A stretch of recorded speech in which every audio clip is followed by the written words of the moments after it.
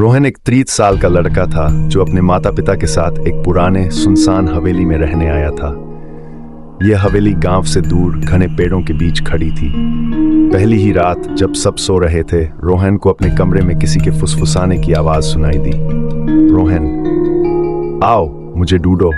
वह घबरा गया, लेकिन जिज्ञासा के मारे उठकर आवाज की दिशा में बढ़ने लगा। चलते चलते वह हवेली के अंधेरे गलियारे में पहुंचा, जहां एक पुरानी पेंटिंग के पीछे उसे एक जंग लगा हुआ चाबी मिला। उसके मन में सवाल उठने लगे, ये चाबी किसकी है? क्या यहाँ सच में कोई रहस्य छुपा है? अगली रात जब वह हवेली की खोजबीन कर रहा था, तो उसे एक पुराना ट्रंक मिला। धड़कते दिल से उसने चाबी लगाई और ट्रंक खोला।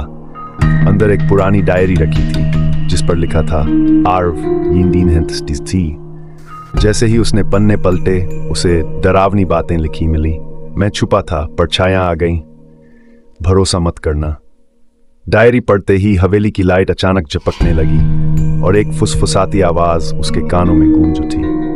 घबराकर वह भागा, लेकिन गलियारे के नीचे फर्श पर पड़ा एक कालीन थोड़ा खिसक गया, जिससे उसे नीचे एक लकड़ी का ट्रैप डोर दिखा। हिम्मत जुटाकर उसने दरवाजा खोला और सीढ़ियों से नीचे उतरने लगा। वहां घना अंधेरा था, लेकिन उसकी टॉर्च की रोशनी में दीवारों पर परछायां हिलती हुई नजर आईं। अचानक एक कंकाल उसके सामने गिरा। वह शायद आर्व का था। उसी वक्त एक काली परछाई हवा में आकार लेने लगी। उसकी आंखें गहरी लाल थी और उसने फुसफुसाते हुए कहा, तुम यहां नहीं आना चाहिए था।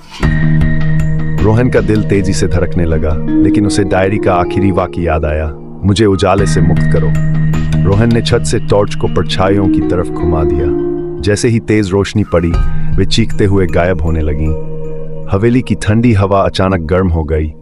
तभी हल्की नीली रोशनी में आर्व का भूत प्रकट हुआ। उसने मुस्कुराते हुए कहा, शुक्रिया, और गायब हो गया। अगले दिन रोहन ने यह सब अपने माता पिता को बताया, लेकिन उन्होंने इसे बस उसका वहम समझा। वह जब बाहर गया और आर्व की पुरानी कब्र के पास खड़ा हुआ, तो उसे फिर वही फुसफुसाहट सुनाई दी, तुमने मुझे बचा लिया, लेकिन अब वे तुम्हें जानते हैं। रोहन का चेहरा डर से सफेद पड़ गया।